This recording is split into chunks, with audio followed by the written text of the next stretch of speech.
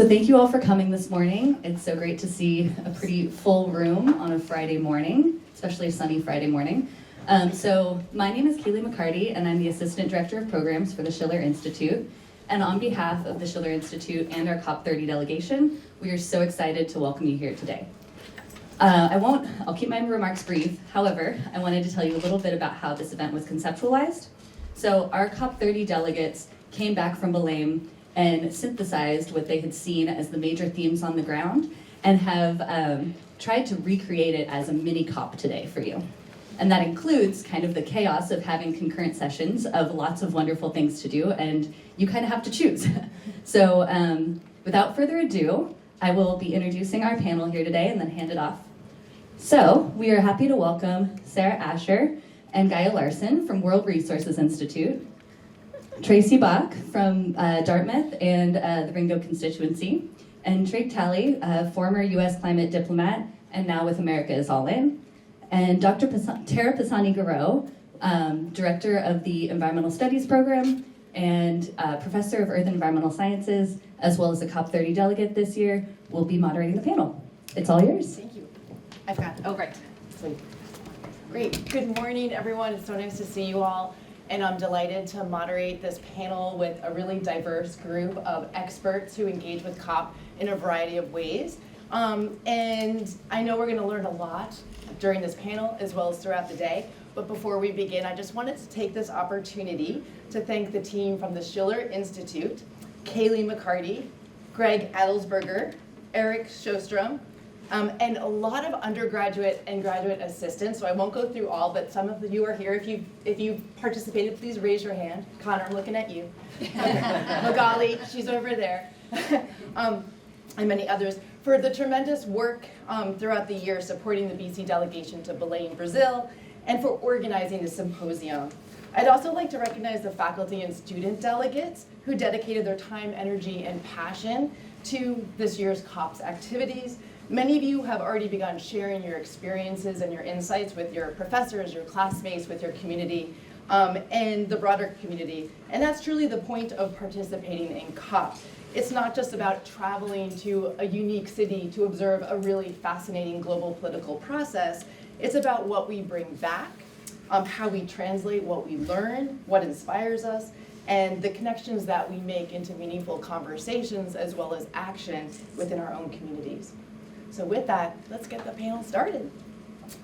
So for many people, even those who follow climate issues really closely, the UN climate negotiations can feel really complex and disconnected from our daily lives. So we thought it would be useful to begin this panel with a short primer on the basics. What is UNFCCC COP, and how does the Paris Agreement tie into that? And the role that different constituencies play in the process.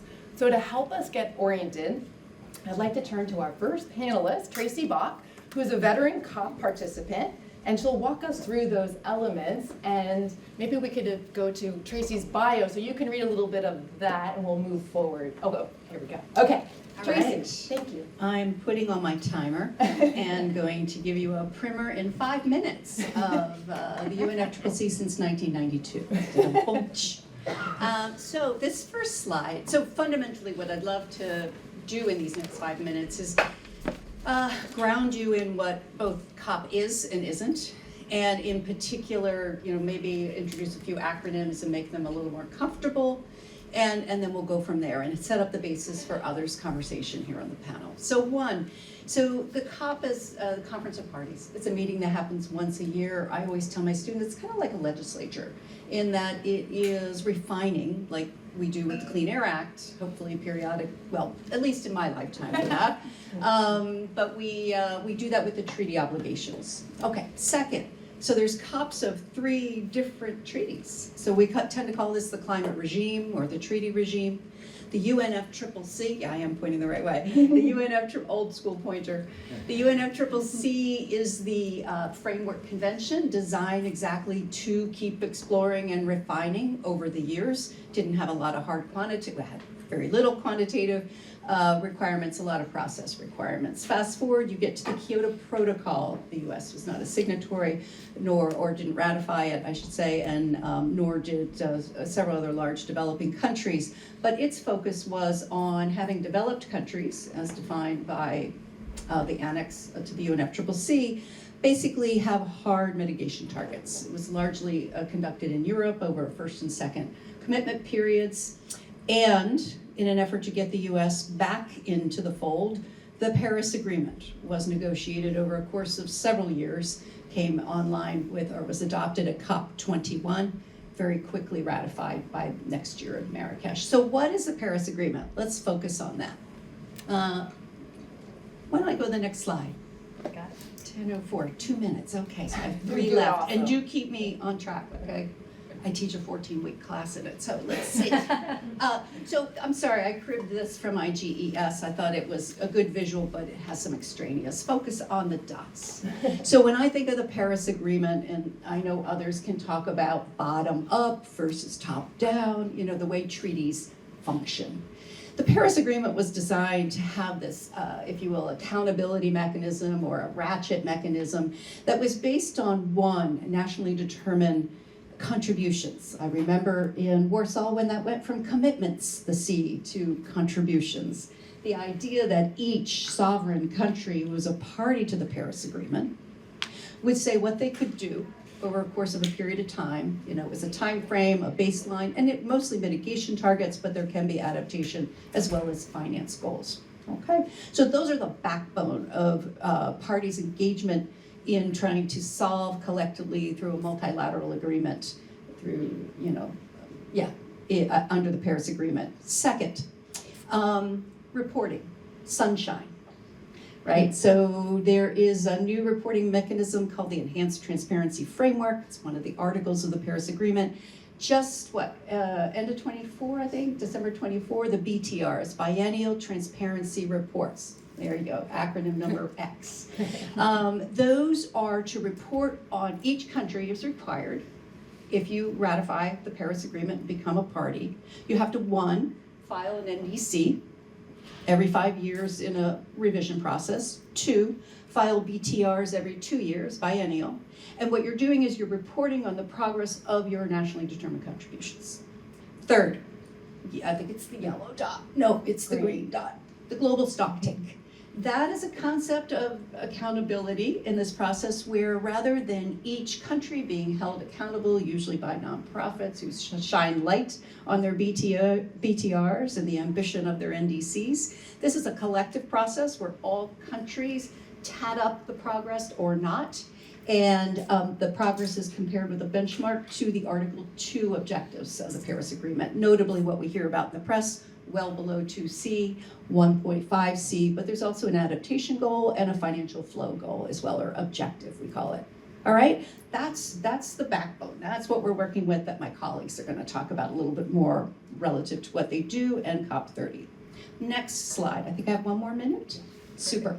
So this is what the ratchet mechanism looks like. That's what we tend to call it. So over time, in a virtual spiral, we will all be incented as, in this case, maybe residents or citizens of the United States who vote, who want to see a policy at the national, and I come from the People's Republic of Vermont, at the state level, right? And even at a city level, right? With the work we're going to do in the workshops on Boston today, it's amazing. So what you're trying to do with the international level is get these commitments to show the road ahead, right? To give international structures and benchmarks and incentives. And over time, with each nationally determined contribution and its revision per what?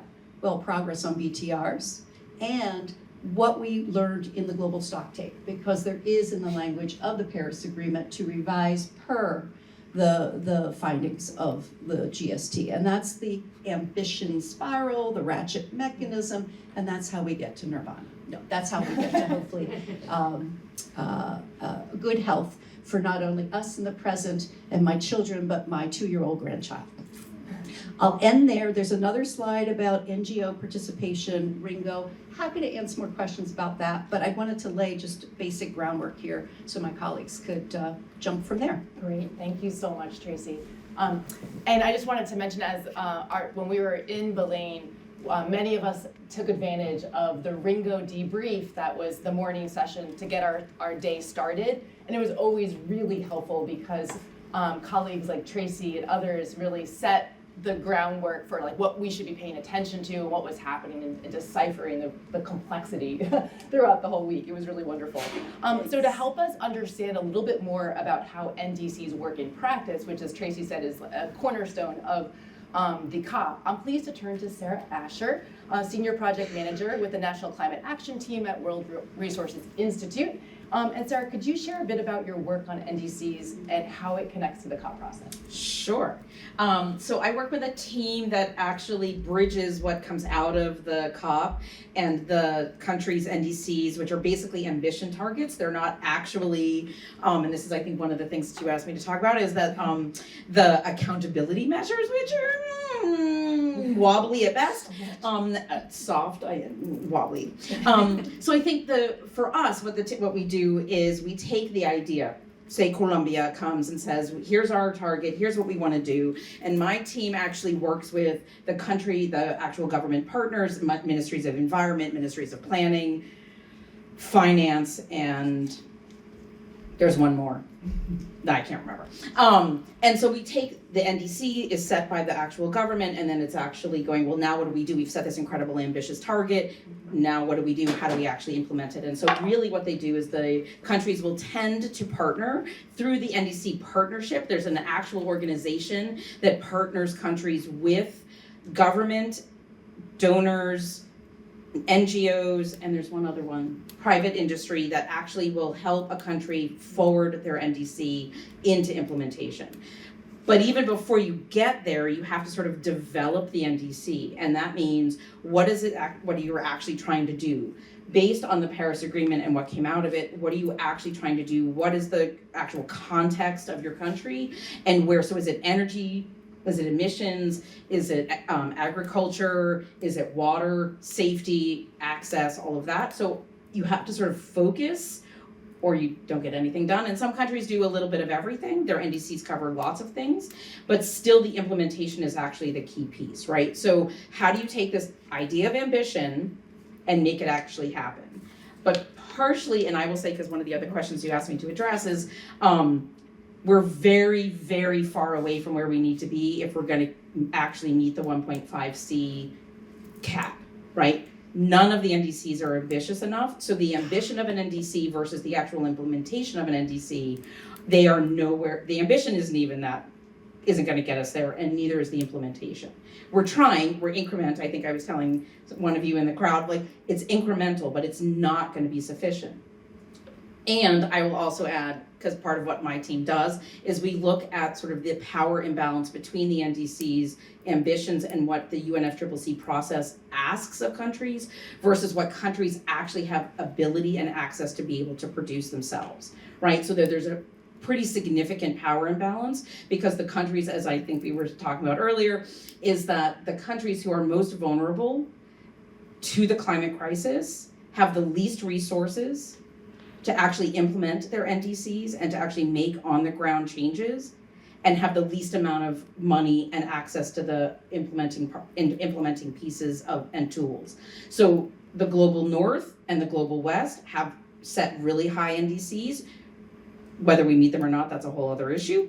But we have really ambitious NDCs and we have resources to actually forward those.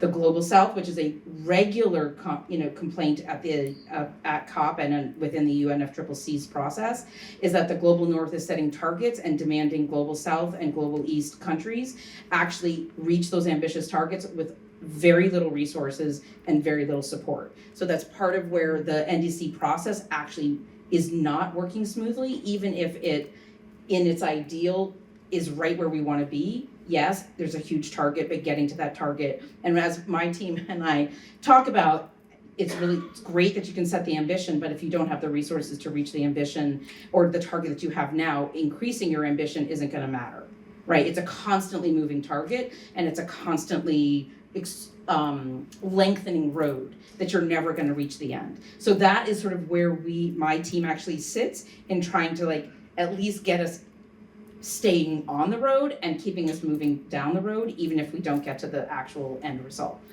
So that's here's what actually happens behind the scenes. Happy to hand off or answer any other questions. Great, thanks. Did anyone else want to add anything to what Sara just said about NDCs before we move on? No, but I can build off of Okay, what great. you said in my. Yeah, well, Yes. and just to give a little intro for Gaia. So I was thinking about the COP, and one word that I think came up the most when I was there, at least, was finance. And I think, as Sara was mentioning about, the countries put forth their NDCs and their ambitions to attack climate change, but the actual implementation requires this mobilization of resources, and not all countries have them. So that was, for me at least, like the word that kept on popping up across the entire time that I was there. And to help us understand and unpack this like really important piece of the puzzle is Gaia Larsen, who is the director for the Access to Climate Finance at WRI. So Gaia, take it away. Thank you very much. Yes, Yeah. most important. And I think, Sara started to touch on this, right? That there's a lot that goes into transitioning our societies from one essential economic model to a different one, where we are relying less on fossil fuels and more on different technologies. It's not a little thing, right? It's a big shift. But one that's going to be very beneficial, and for reasons that we see even today with what's happening around the world, how much we're reliant on a lot of unstable political relationships just to keep our cars moving, and that there are obviously other ways of doing this. And so, on the finance side, maybe I'll kind of back up a little bit, just like you did, to help those that have not been in the weeds on this understand a little bit what we're talking about here. So the conversations within the UNFCCC and have evolved around, yes, we need to reduce emissions. It's obviously the key thing that we have to do here. We also need to adapt to climate change, because even if we were to stop emissions now, there'd still be problems based on what we've already built into the atmosphere. And that is, in my mind, really a justice issue as well, right? You're making sure that the people that can't take care of themselves in the face of climate impacts, have the resources to do that. And then there's a finance piece, which in the context of the UNFCCC has lots of different roles that it can play, but a big role is that you have this kind of transition of resources from developed, and I do like this because it's a complicated word, to developing countries.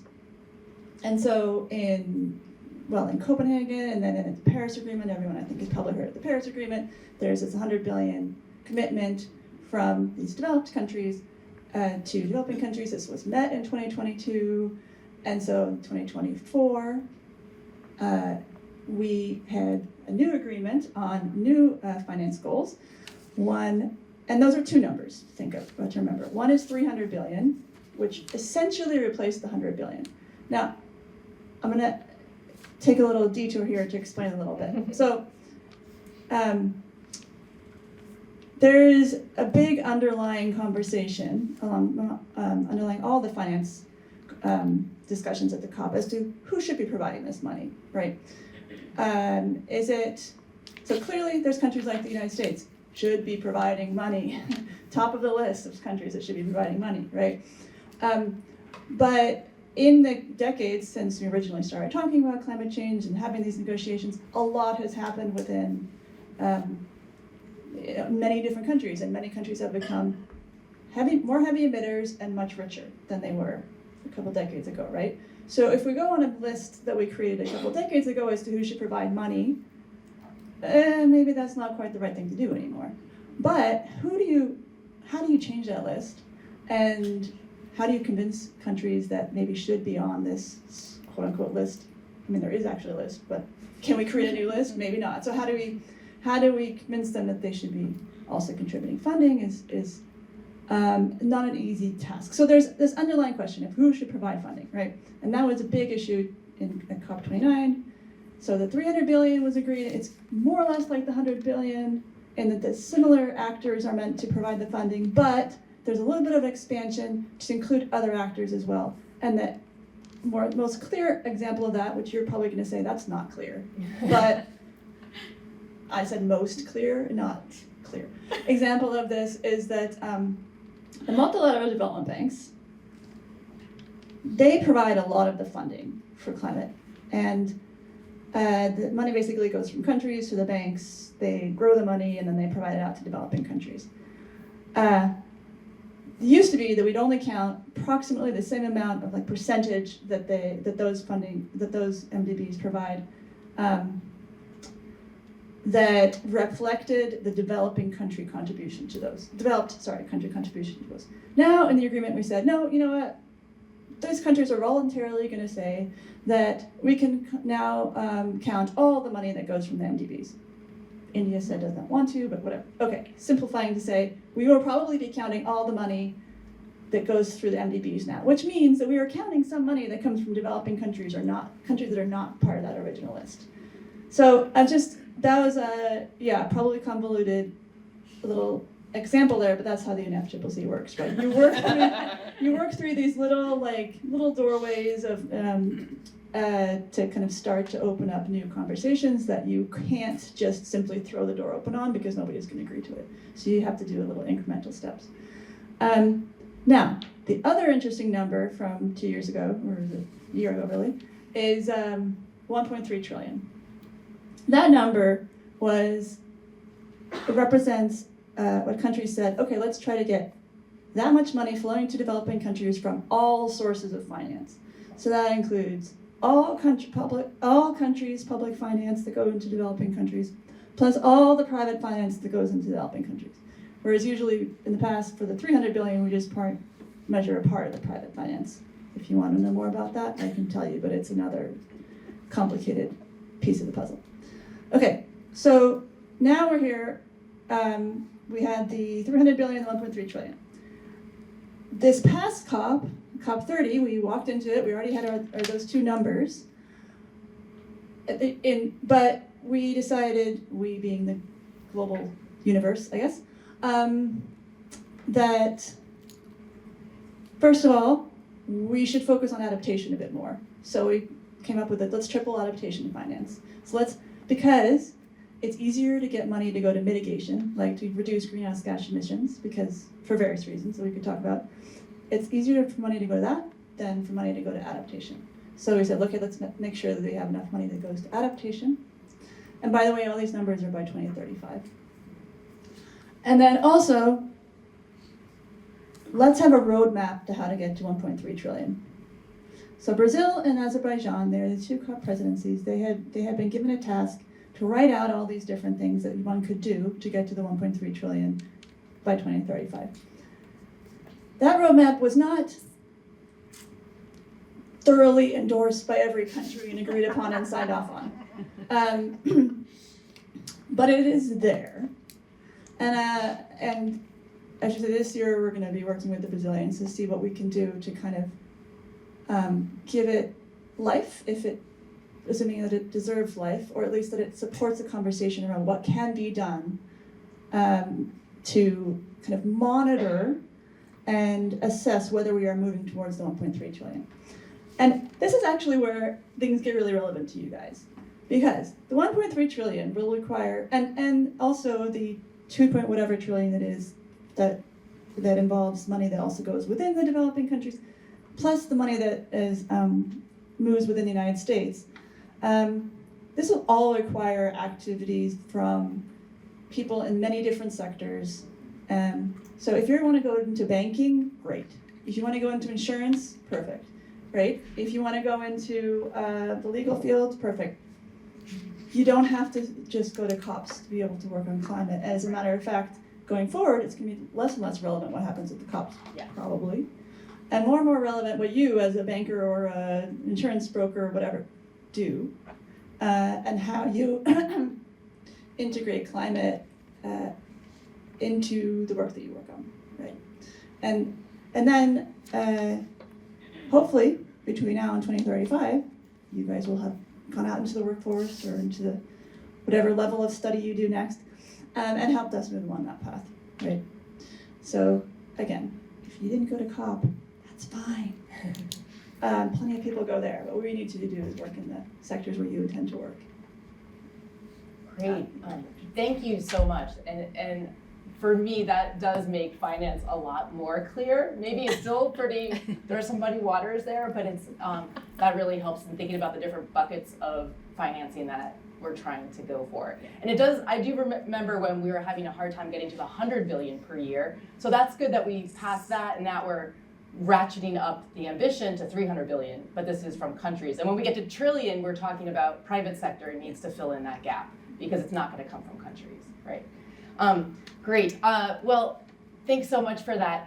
The other thing that came up in COP30 would be like the elephant that was not in the room, and that was the U.S. climate negotiating team. And historically, the U.S. has played an important role in the UNFCCC negotiations, even if we weren't ratifying the Kyoto Protocol. Obviously, we played a big role in the Paris Agreement. And so to help us understand the impact of the U.S. pulling out of the Paris Agreement and what the U.S. is doing now, I'd like to turn to Trigg Talley, and who is a former U.S. senior climate negotiator. Trigg, from your perspective as someone who has spent many years inside these negotiations, how did the absence of the U.S. shape the discussions and outcomes of COP30? Well, there's a lot of ways to go about that question. But by the way, I just wanted to note that I'm here with my hat of America is All In, yes, which is the pro-climate coalition of coalitions of states and localities and private sector and churches and universities and hospitals and others. Together, that group, which I assume you're part of, represents 2/3 of the population in the US and 3/4 of the economy. So it's a big coalition. And Catherine Goldberg, who is a Boston College graduate and was a key part of our delegation. She basically coordinated everything for the delegation, is a graduate here as well. So I thought maybe, it just occurred to me that one way to think about the US and other countries and how action is driven is to think about leadership. And what is the role of leadership in the UN generally, which is not just the COP, but it's about the climate agenda overall. And I thought I would focus, by the way, I just came up with this 2 seconds ago, so I'll leave something out. But I thought I would focus on 5 countries and institutions, so who I think are particularly key. So one is the US, one is the EU, one is China, one is Brazil, and one is India. And I would say those 5 countries and the EU, 4 countries in the EU are the most important players in our process. You guys agree? Yeah. So of those, there's only one who has kind of an abiding, prioritized commitment to climate, and that's the EU. Yeah. And they have been consistent all along. Brazil's been pretty consistent, but their motives are always mixed because they also have allegiances to their other geopolitical objectives, many of which involve close alliances with countries who are not committed to the climate agenda. And that was something that was very much a feature of the Belém process, is how do they balance their desire to achieve climate objectives with their desire to maintain good relations with China and Saudi Arabia and India, who they ally with, and the BRICS. And I think that was one of the disappointments of Belém, probably. Third is India, who is not committed to the climate objective, and I think sees it generally as a threat to its development. So they have been the most difficult player. They've been less relevant at times when the US has been really deeply engaged, and I'll come back to that. But then China, who is very complicated. because they have done so much domestically to advance clean energy technology, and people, I think, really see them as key to the climate solution now, offering a huge promise in solving the climate problem because they have created technologies that are now more affordable than fossil fuel technologies. So they really hold the solution in their hand. But they are not committed to the climate effort beyond a fairly narrow self-interest. And I think that's a source of great frustration to many of us who've been in the climate world. So then I come to the US, and what I would characterize our commitment as bipolar. We're like a manic depressive. When we're on climate change, we're full on, and when we're opposed to climate change, we're radically opposed.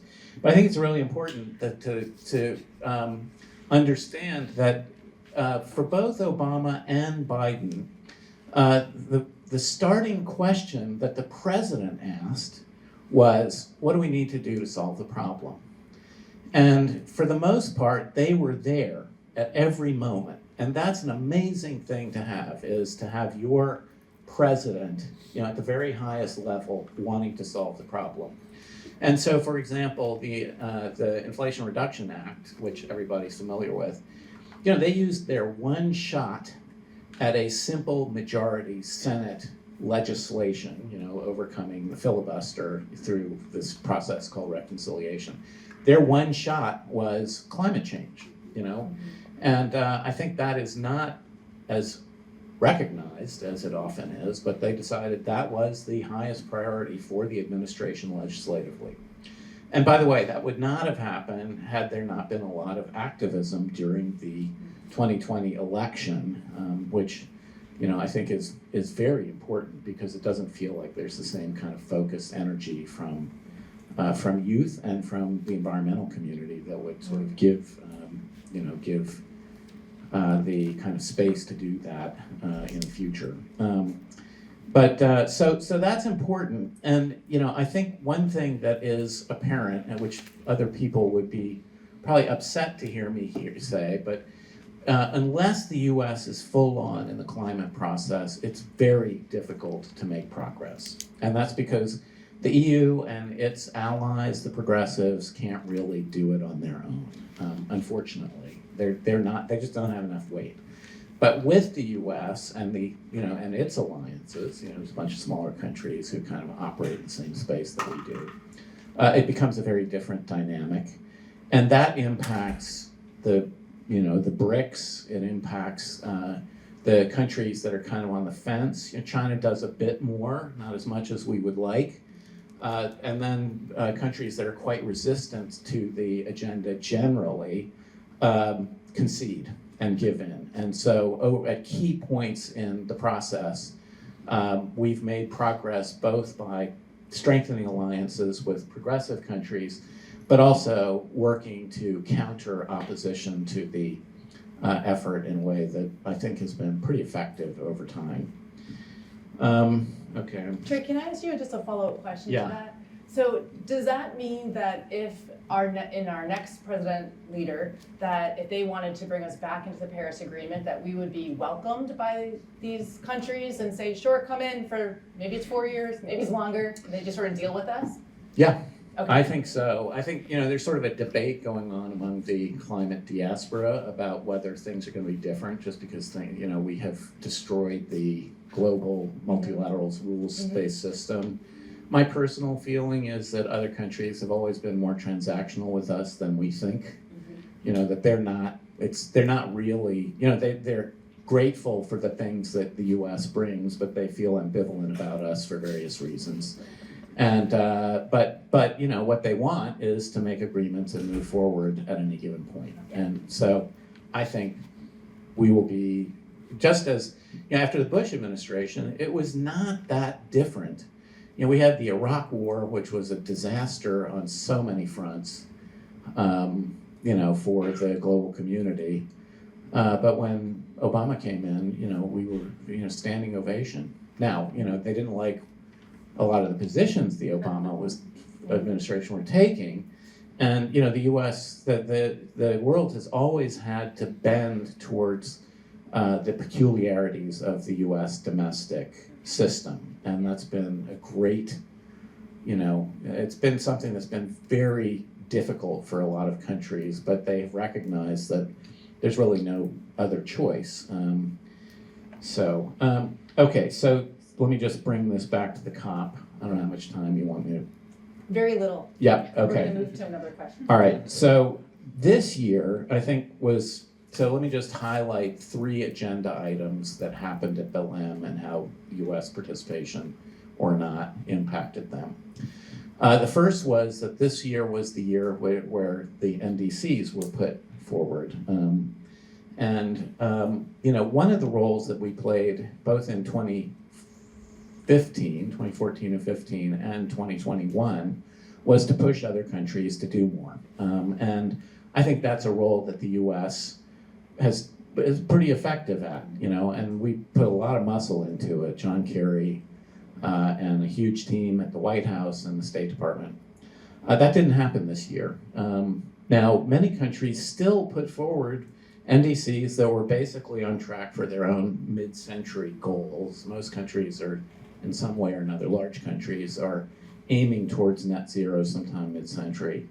But a big exception to that was China. And, you know, the sort of really interesting question is how much of that had to do with the U.S. being part of it or not. Second is what happened on the formal negotiating agenda, and this year there was not a lot on the formal negotiating agenda. So what happened as a result is a bunch of countries said, well, we want more. And they focused on 2 areas. One was on the phase out of, or the transition away from fossil fuels, and the other was on tripling adaptation finance. And neither of those were on the formal agenda, but nature abhors a vacuum in the negotiations, and people want consequential outcomes. I think, had we been part of the negotiations, there probably would have been an outcome in the formal negotiations on transitioning out of fossil fuels, that we would have been able to work in a way that, and by the way, this comes down to the kind of leadership that we have.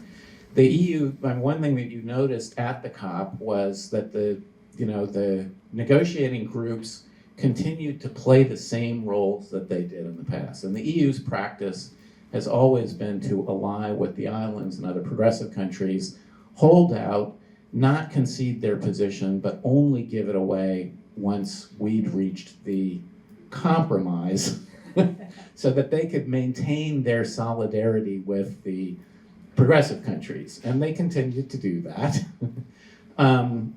And what we would generally do is go to all of the, like China and Saudis and make a deal. And, we always did it with what the progressive countries wanted in mind. They didn't always think it was perfect, but they always went forward. That didn't happen this year. So as a result, what you got instead of a formal outcome was an agreement to take the transitioning away from fossil fuels out of the formal process and do it outside. And we can talk about that if we want to. And then on adaptation finance, in fact, the U.S. is probably the most conservative laggard on making large-scale finance commitments. And the tripling of adaptation finance, I can tell you, as someone who had to agree to the 40 billion adaptation finance number in Glasgow, we didn't know how we would get there. And we were very, very concerned about it because it's mostly appropriated finance. And this tripling would have been incredibly difficult for us. So I have a feeling that had we been part of it, we would not have that tripling of adaptation. So it's not it's a mixed bag, and I think a lot of people probably are happy that we were not in those negotiations for finance. Although I'm sure the EU wishes that we had been there because they would count on us to ensure that an outcome was something that they could live with as well. Okay. Great, thank you so much. Really helpful. I just wanted to ask each of you in sort of just as briefly as possible, if you could talk about what you thought were the most important outcomes from this COP. in your experience there. So we can just sort of go right down if that's okay with Sarah. Sure. Oh, turn it on. There we go. Is it on? Okay. So I think one of the key pieces that actually came out of this COP was the COP presidency of Brazil actually centering climate justice and people, which it hadn't been to this degree prior to this COP, right? I mean, they really ratcheted it up. They really brought something forward, which has opened the door to a reworking of the UNFCCC's work program on just transitions, which is one of the things my team also gets to work on. And I think that even though the term just transitions is something that we're really starting to step away from, depending upon the cultural context, right? And the vocabulary doesn't really matter. That really what it is about centering people in the transition and the funding to do that well. And the kind of funding that's actually necessary, right? It's not just having the money, it's what the money actually is coming from, whether it's loans or whether it's grants, those sorts of things. But really centering people and the impact on society, civil society, people at the margins, women, children, those in the most grievous forms of poverty. Like that, being able to have some center stage, I think was really, really critical this year. Thanks. So my observation comes out of two roles that I played at COP30. One was as a professor leading a delegation of law students, and there I was badged with a low-lying island state, as we all were, doing work for those countries. And then second, in my regional hat, where I live up in Vermont, being a professor for a group of business students out of the Tuck School of Business at Dartmouth. And there I've created a practicum course where those students work with particular companies, happily all led by, in the sustainability offices by recent alums. And so I want to bring it back to putting those together. So I think one, the vacuum, where I thought you were going to go to Trigg, was the multiral as well, that there were items on the agenda that have been added over the years and then negotiated off at the beginning, where now there was a force that kind of brought four of those together. That part of it was the NDCs, where developing countries are saying, we don't have an agenda item here that really lets us put this front and center. Some would argue we do, but.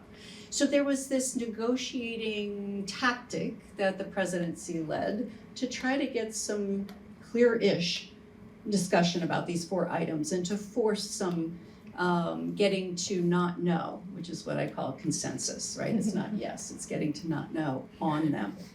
At the same time, getting back to finance, which was part of that discussion, is since Paris, there's been very clear language that the finance goals that we set are about mobilizing finance. And anybody in this work will say it's the verbs, right? And so mobilizing is different than producing, giving, I'm actually providing, that's the right word. I got producing out instead of providing, which tacitly means government to government, whether it's through MDBs or other means.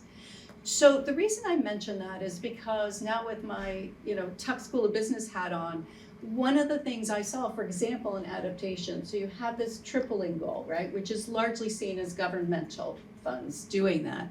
But at the same time, one of our practicum partners is a socially responsible, if you will, VC, venture capital firm out of Berlin, led by one of our alums. And most venture capital has been in the mitigation area because it is easier to benchmark, right, and get return on investment and do those calculations. They tasked us, my 3 students working on it, to scope out the potential for an adaptation portfolio. What would it look like? How would the technologies and the companies they're working with, do that?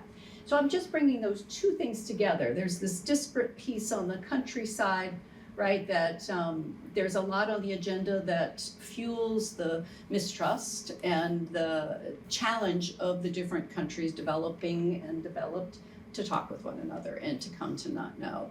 Meanwhile, we have this increasing push under what's called the climate action agenda to have non-state actors, which include businesses and subnational governments, really take very concrete actions. And that was led by the Brazilian presidency, the COP30 climate champ, who I thought did one of the best jobs in that space I've ever seen. It was very, very analytical. It showed leadership. It was not diffident.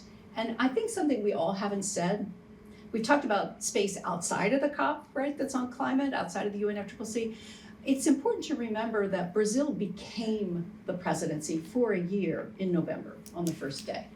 Now they're out of the COP, they lead for the next year as then we transition to Turkey/Australia. That's going to be interesting. But my point is that it's important to watch where this goes. And one of the things I'm doing is watching what the COP30 climate champ does in this non-governmental space. Yeah, since I focus on finance, really there's kind of an easy answer to the question as to what was most important. I think in terms of at least the negotiations, it was the tripling of adaptation finance was the easiest thing to say that. That's like kind of what was most consequential. I do think it maybe is all, and there are a lot of different ways. I mean, you've heard here that there's different ways of looking at what happened. There's the photos of the COP president holding an indigenous baby outside of the COP. It became very symbolic within Brazil of this like emphasis on indigenous people, etc. Although I don't know that you would say that you actually saw that in the negotiation text itself. And so you always see this, that there's a lot of different narratives that take place at COP, and you can, in some ways, there's not like one that's the most important. Although I think there is a sense that, and of course partly because the United States wasn't there, that this COP was not, it was not the most smooth, and they're never smooth, but it was, people are coming out of it saying, I think we need to change the process a little bit, but the question is of how. So, and that's not just because of this COP, it's because of just the global environment and everything. Well, I'll just talk two things. One is I do think the global action agenda, and the fact that Brazil has tried to give it structure and purpose is important and will feel more important in the future because, this actually was the first COP with a complete Paris Agreement architecture. Exactly. And so it's actually was a milestone in that context as well. And for those of you who don't go to the COP, it's actually kind of a three-ring event. There's the negotiations, which are, negotiators, and happen, in various forms of closed rooms and open rooms. But they're very distinct from everything else that happens at the COP, which is mostly a gathering of the broader climate implementation community to come together and reaffirm and strengthen their efforts to cooperate and act. And to me, it's a very, very important dimension of the COP. And the negotiations are important because they reflect, sort of advancements in governmental consensus, and they're necessary for a lot of different reasons. But the fact that it happens at the same time as this very large gathering is also very important. And there's two dimensions of that. One is what the blue zone, you guys know the blue zone and the green zone? Yeah, the blue zone is where the governments and organizations are, and there's a lot of official events there. The green zone is where companies and many, many other organizations are. And Christina Figueres, who's kind of a visionary in our world, said, in the future, the green zone is going to be the most important zone in the COP. And I think that's true. Second, though, is what didn't happen at the COP, which is really consequential in my opinion. There was no effort to respond to the fact that the NDCs are insufficient to meet the goal. And that was something that we were engaged in discussions and pushing, and I'm sure you guys were too. And for various reasons, governments were not up to the task of either pushing this very hard on the agenda or ultimately agreeing on it. And there's very weak, opaque language about it in the final decision. I think if the U.S. had been involved, we would have been overwhelmingly preoccupied by this. I do think that the quid pro quo, which is always there, mitigation and finance, actually created a problem for other, for our other developed country colleagues on it. But it's too bad because, the biggest point of accountability is ongoing focus on inadequacy. And as a result, there is no formal focus on inadequacy, at least this year. But next year is the global stocktake. The global stocktake starts, and I think one of the tasks for those who care about such things is to make sure that this is front and center in those discussions, which will happen for 2 years. Great. I definitely want to leave some time for questions from you all. And I see we've got students, faculty, some folks from the community perhaps.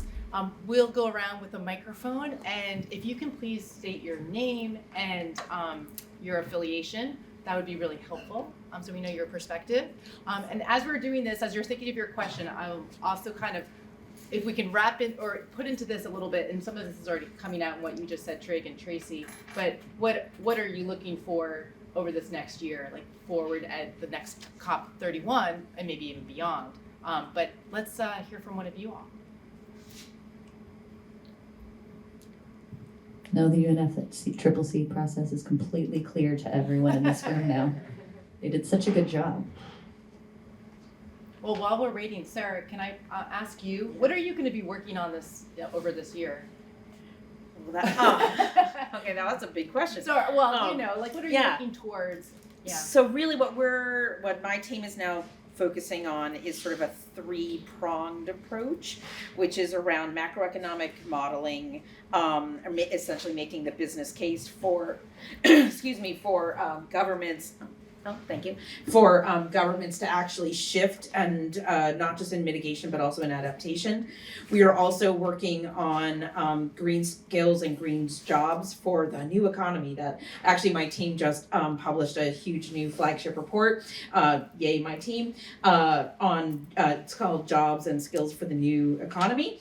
And we partnered with the German government and with Systemic, which is a consulting firm out of London, to actually produce this report that talks about what's necessary and needed in order for not just jobs, but high quality jobs, and what skills are needed for upskilling to actually assist and have the workforce that's going to change, that's going to actually support the transition, right, away from fossil fuels. And then the third piece is actually country platforms, which also is one of the things that was sort of discussed on the sidelines of COP this year, and several countries actually announced country platforms, which is really a way in which, how to describe them, it's essentially trying to implement processes within countries to take their NDCs, it's not exclusive to NDCs, but really sort of broadly mitigation, adaptation, NDC goals, and actually find the financing to make them actually happen, but also create essentially, to basically bring all of the money together to then be able to decide where and how it actually gets implemented within the country, right? So it's bringing private sector, government, and NGOs together to try to support countries being able to build the financing necessary to actually implement their climate goals. It's not, which is beyond just the NDCs. Great, thank you.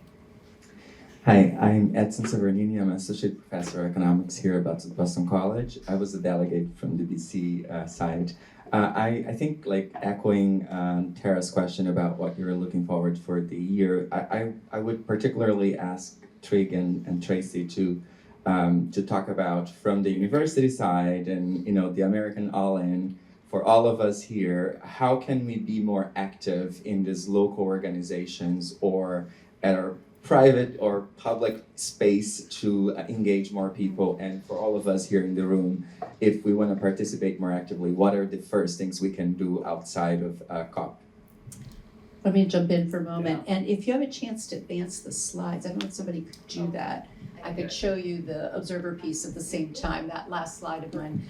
Anyway, so Trigg and I were starting to talk about universities. I'm going to put on my RINGO hat, which means, for those of you of a certain age, RINGO was a drummer for a famous British band. Okay, so I have my one earring here. It stands for Research and Independent NGOs. So it actually includes faith-based NGOs. We've got parliamentarians who are involved, sometimes from different subnational governments. Long story short, it's one of the 9 constituencies through which individual NGO delegations like yours that are accredited, they go through a process to get the badge, to attend can. And the question is not only what you do at the COP, like helping people decode and understand and be more effective in their research, their teaching, etc.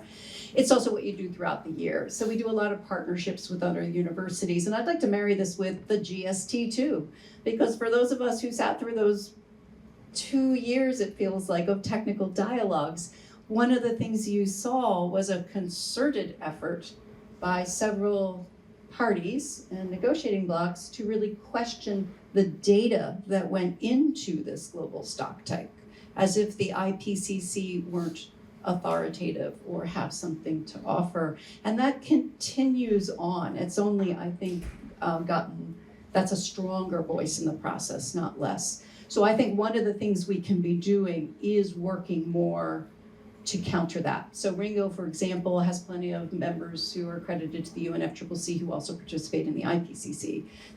Our US contingent has been involved with the nomination of US scientists to the IPCC process, right, in lieu of our federal government, which currently, I understand, is not doing that, right, given our process. I'll look to what you hear. So I think that's a real opportunity. The GST process, round 2, we learned from round 1, could really get us to work together. And you know how it is within universities, right, competing agenda, but then across them, that's a challenge in and of itself.